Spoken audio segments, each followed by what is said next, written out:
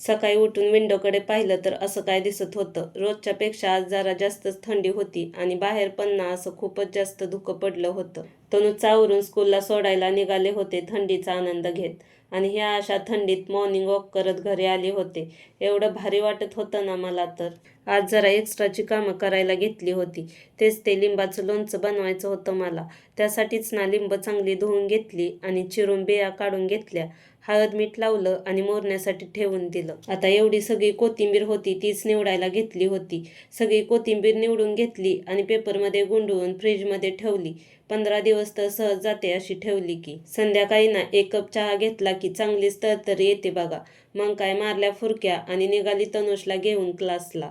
जाताना थंडगार वारा सुटला होता आणि संध्याकाळचं वातावरण पण ना भारीच वाटत होतं. आणि आज ना मी बनवणार होते हिरव्यागार कांद्याच्या पातीची भाजी. नेहमी तर डाळ घालूनच करते, पण आज ना थोड्या वेगळ्या पद्धतीने बनवली होती. म्हटलं बघू कशी होती ती, पण भारीच झाली होती भाजी. नंतर ना बाकीचा पण स्वयंपाक उरकून घेतला आणि आज ना अंगारकी चतुर्थी होती. मला काय मोदक बनवायला जमलं नाही, पण मोदक मात्र खायला मिळाले. आता ते कसे तर माझ्या मैत्रिणीने बनवले होते उकडीचे मोदक आणि तिने ते मला आणून दिलते आणि एवढे भारी झाले होते ना हे उकडीचे मोदक विचारायलाच नको.